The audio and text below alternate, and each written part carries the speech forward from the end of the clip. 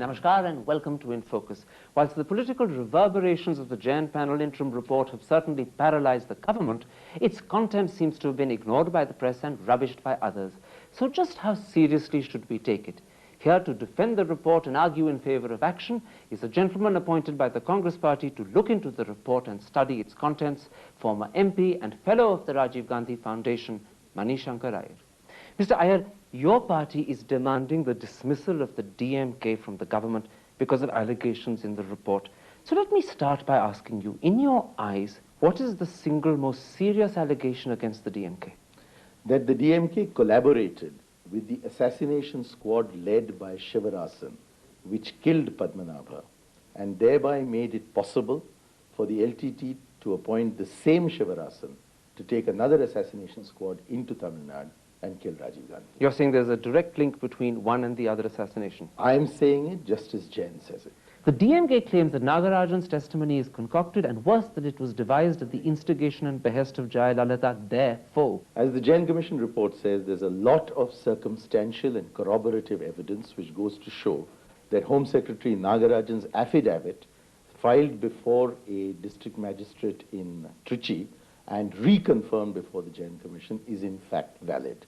And the best proof of this is a report prepared by the Director of the Intelligence Bureau in early July 1990 for the use of the VP Singh government, in which it is said that not only did Karunanidhi congratulate the LTTE people on having assassinated Padmanabha, but actually asked the LTTE to also go on to assassinate the other EPRLF leader then in India, Sri Varadaraja Perumal, who was the former Chief Minister of the Northeast Provincial. But as you said, this is all based on circumstantial evidence. No one actually was witness to Karunanidhi giving orders to cover up these killers. No one actually was witness to any of this. It's all based on one man's word, refuted by another man's word.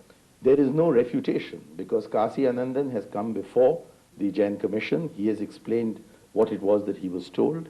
There are intelligence reports which were not prepared for the Jain Commission, but prepared for the VP Singh government, and were intended to alert the VP Singh government about what was happening. There were a number of allegations made then and there on the spot about the nature of the collaboration between these two parties. So you're saying that the fact that the DMK covered up for killers and actually protected them is irrefutable? Even worse, they not only covered up and protected them, they actually promoted them. And they gave them every single opportunity of building up a network for conducting assassinations on Indian soil, both of Sri Lankan Tamil leaders as well as of Indian leaders. But the DMK and Mr. Karunanidhi say this is based upon wrong, if not false, evidence given by Nagarajan, that he's a creature of Jayalalitha and he's playing her game. Mr. Nagarajan is a relative of Mr. Karunanidhi's.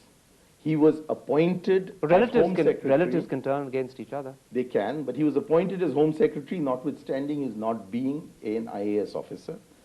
For the first time in the history of the Tamil Nadu administration, public order and law and order were clubbed together for him to be able to run it. And the allegation that what he had said is false has first been falsified by Mr. Nagarajan himself in the presence of the Jain Commission, where he has reaffirmed what he said. And as regards a letter that was allegedly discovered in a file, which Mr. Nagarajan is said to have written to Jayalalitha, on being asked to corroborate the evidence that this letter was actually found, Karunanidhi refused to bring even the officer he had named as having found this letter in the Krishna Waters file. So it is quite clear that Mr. Karunanidhi is deliberately attempting to reduce the credibility of a witness who was in fact his chief instrument for carrying out these nefarious activities. So what you're saying is you dismiss Karunanidhi's defense in this regard completely? Karunanidhi is a well-known liar, and in this instance, his lies have been exposed by a former Chief Justice of the Delhi High Court. Okay, let's come to another aspect of the so-called case against the DMK. The report claims that the DMK had illegal, perhaps even anti-national relations with the LTT at various stages during the 80s. Now, the DMK argue that as late as 1991, Rajiv Gandhi was meeting Kasi Anandan, supposedly a Politburo member of the LTTE. If that's true, what's the difference between what the two are doing? There has to be also seen a distinction between maintaining political contacts with a view to establishing a political settlement and aiding and assisting the enemy What Mr. Karunanidhi was doing is that after the LTT had become an enemy, Mr. arms, Iyer, ammunition... Mr. Iyer, isn't that a convenient distinction from your standpoint? Not at all, because there is no allegation against Rajiv Gandhi that after armed hostilities had opened out, arms or ammunition or fuel or explosives or other essential items were made available to the LTT by Rajiv Gandhi. And in which case, the Jain Commission says that all these were supplied to them by the DMK. You said there's no allegation. Let me interrupt you and correct you. Mani Dixit, who was Rajiv Gandhi's High Commissioner in Sri Lanka and went on to become Foreign Secretary, said, and I want to quote, that members of RAW who came directly under Rajiv Gandhi were negotiating with the LTTE at exactly the same time that Indian soldiers were being killed by them in Sri Lanka. Negotiating is quite different to supplying arms and ammunition. But what message does it send to the LTTE while they're killing your soldiers? It's a confusing message. It sends them the message that please arrive at a political settlement, please don't continue an armed conflict. It does not amount to supporting armed hostility against Indian Jawans. It also sends the message, doesn't it, that we don't really care what you're doing to Indian Jawans, we want to keep up a relationship with you on the other side. Yes, certainly we've never not wanted to keep relations with them with a view to solving a problem politically. But do you negotiate? But when they are opening up armed hostilities against us, we do object to their being armed to do so. But that's the exact point at which we were negotiating, when they were fighting our soldiers and killing our soldiers. 2,000 Indians lost their lives, and we're talking with the very enemy. When Kissinger was talking to Le Duc Tho, wasn't the American army involved in hostilities with the North Vietnamese army? It is inevitable that when there is an armed conflict going on, you will attempt to solve the armed conflict by negotiations leading to peace. But that does not mean that you should, while you are negotiating peace, supply arms and ammunition, explosives and fuel to your enemy. And that is what the DMK was doing. And you're actually denying that this sort of negotiation, while we were fighting the LTT, was sending confusing signals, if not anti-national signals. It was sending only confused signals to confused minds and anti-national Indians. Then let me raise something else that VP Singh has brought onto public record. He says in October 1988, again, when the Indian army was fighting the LTTE in Sri Lanka, and I'm going to quote this so that I'm accurate, 157 LTTE militants were arrested in Madras and Madurai. They were then released and they were flown back to Sri Lanka by Rajiv Gandhi in Indian army planes. To whom?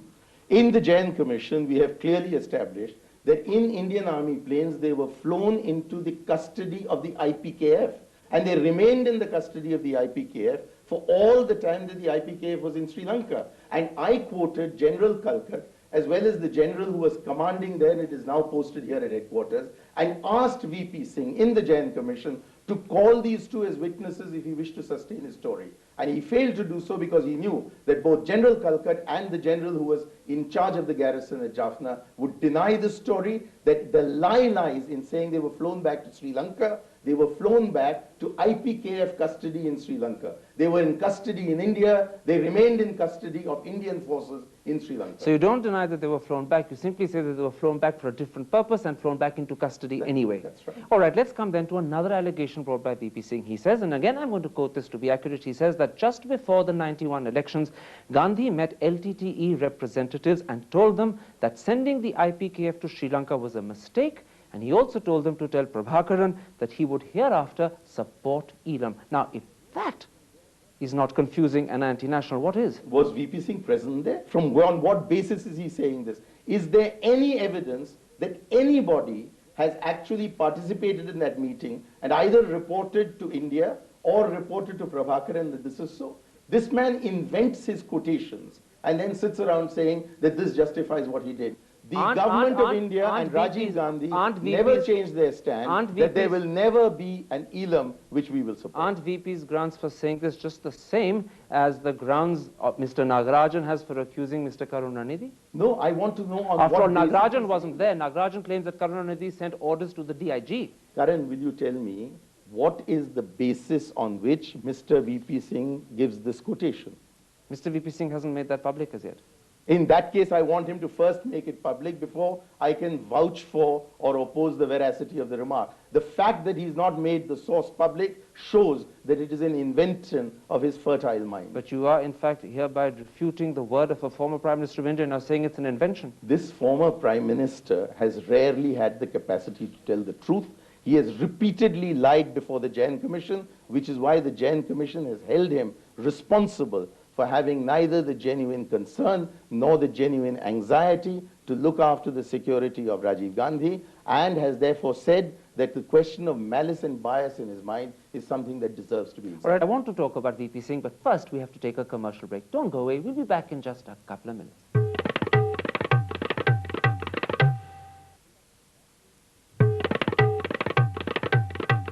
Welcome back to part 2 of this interview with Shankar Aiyar. Let's come to the position of the former Prime Minister. The report alleges, and your party maintains, that Mr. VP Singh was lax in not providing SPG cover to Rajiv Gandhi.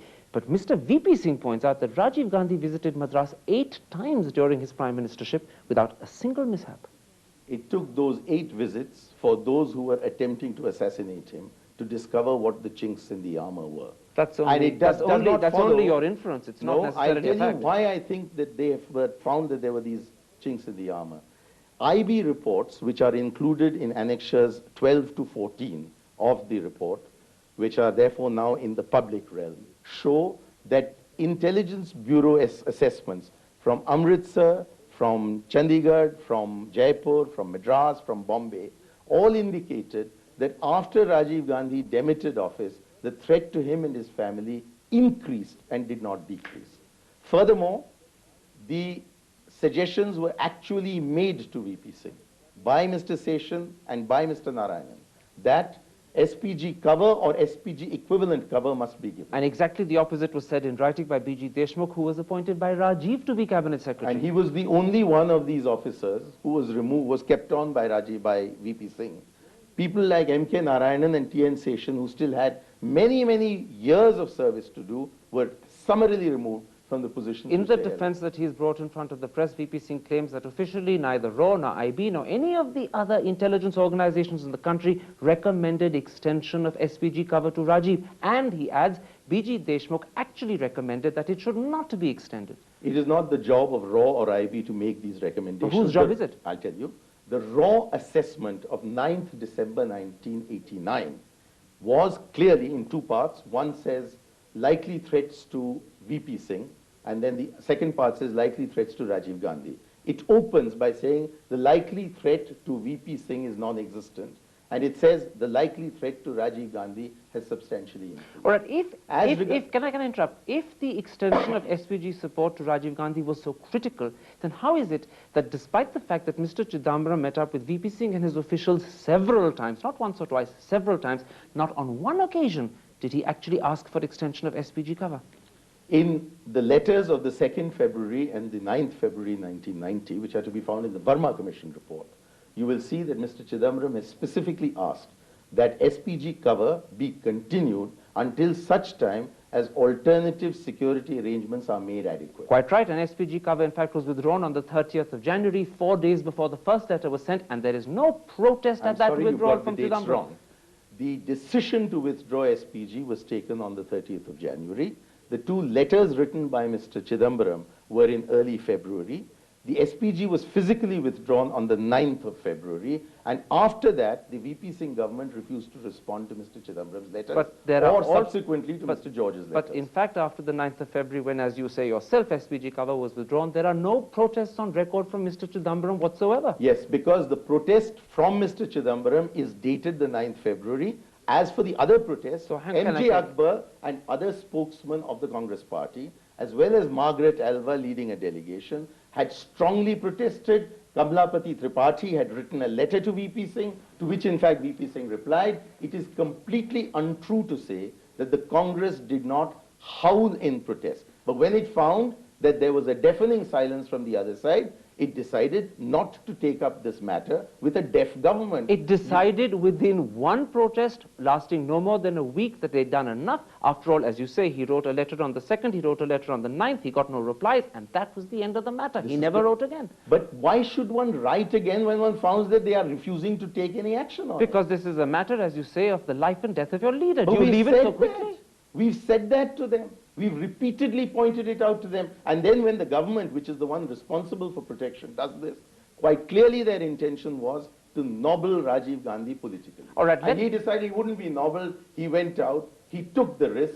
and alas, he had to pay the price for his bravery. If extension of SPG cover was so critical to Rajiv Gandhi, then how come when Chandrasekhar was in government, a government that was entirely dependent upon the Congress, this wasn't raised even once at the time? This issue was raised. There is, the evidence is given inside the Jain Commission report of Ratnakar Pandey, a Congress MP, meeting with Chandrasekhar and being assured by him that they would in fact improve this, improve the security cover, try and restore SPG. It was expected that the Chandrasekhar government would be restoring Sri T.N. Seshan, who had been Internal Security Secretary and then Cabinet Secretary. As the Cabinet Secretary, they didn't do that. The relationship This is the point. After all these government, assurances were given and when action didn't happen, how come you didn't vigorously follow it up with Chandrasekhar? Why did you just rest easy with his assurances? Tell you why. Because the relationship between Rajiv Gandhi and Chandrasekhar had deteriorated by mid-January to the point where there was virtually no communication between the two. Precisely. Forgive me interrupting, but that government was brought down by the Congress party on the supposedly farcical allegation that 2 Haryanvi policemen were posted outside 10 Janpat. Now, when a much more important issue like SPG cover was hanging fire, why wasn't it raised with at least the same profile as the Haryanvi constable issue? Because there are issues of a political nature which you take up in a political manner. The responsibility for the protection of an individual, even an individual like Rajiv Gandhi, is that of the government. The government had been notified of all the problems that there were with respect to security. The government had clearly shown that they were not going to act. In these circumstances, the only way of solving the problem was to bring the government down and then deal with the security issue as well as with other issues. Mr.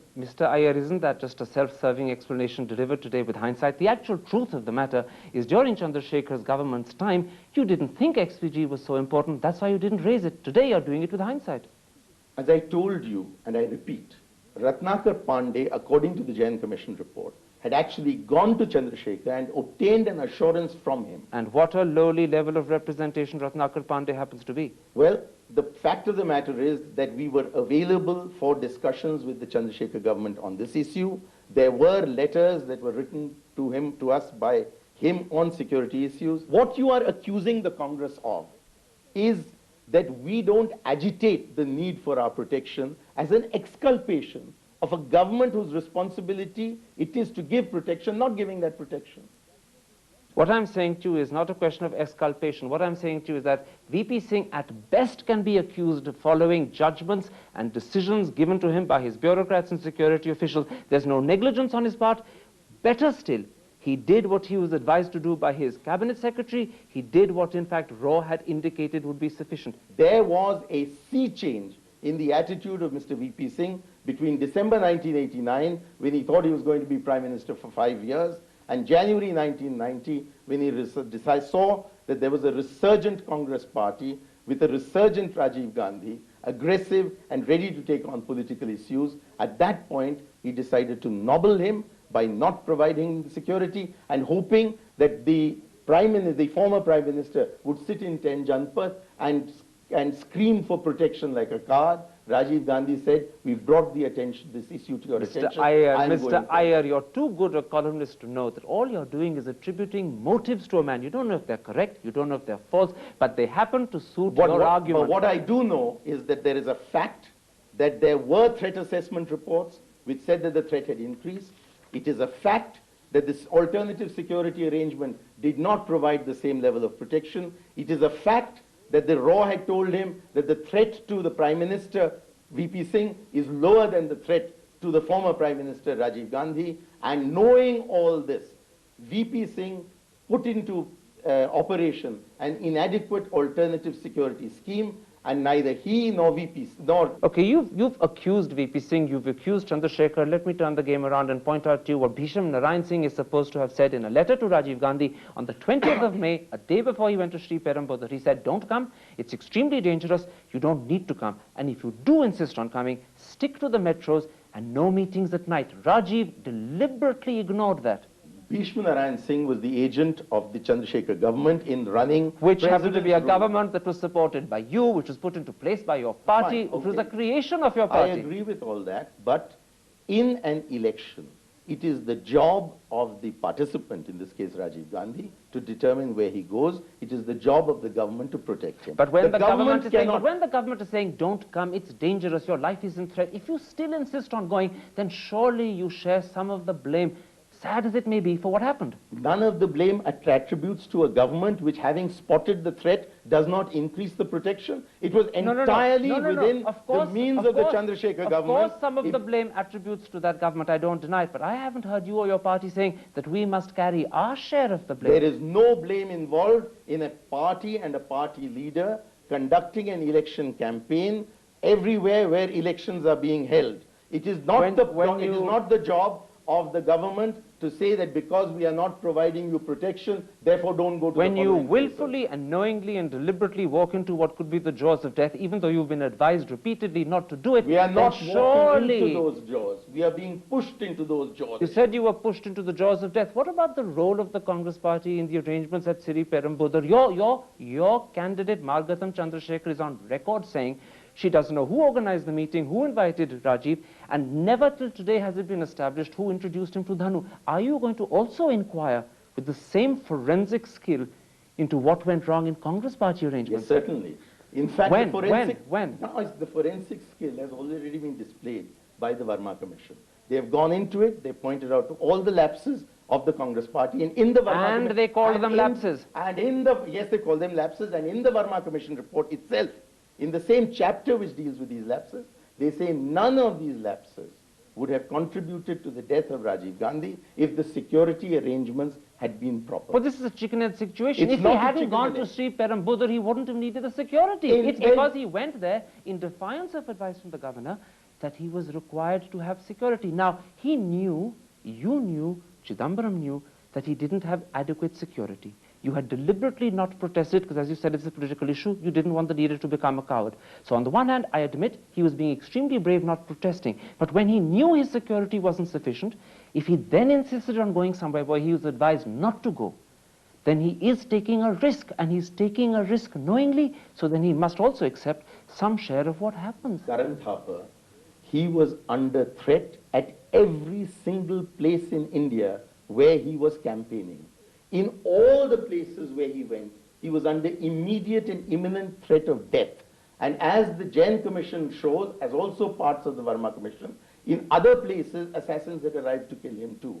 So if we were to have followed the principle that wherever Rajiv Gandhi is threatened, he is not to go, Rajiv could not have campaigned anywhere. This was the ulterior intention of VP Singh and Chandrasekhar. That is why they did not give. You're back to attributing motives. I cannot help but attribute motives when you do not seem to see the point that if Rajiv is threatened everywhere, then he can go nowhere. Let me try and sum up this discussion by putting an observation to you. The audience are going to listen to you. They're going to have listened to my questions. They're probably going to conclude that a lot of things went wrong in the circumstances that led to Rajiv's death. But the Congress party is only selectively targeting its enemies in pointing out the flaws, and they are deliberately covering up lapses on their own part and a certain amount of willful, even if understandable, but willful defiance by Rajiv of the needs to pay heed to security. Except that that's not what the Chief Justice of the Supreme Court of India, Justice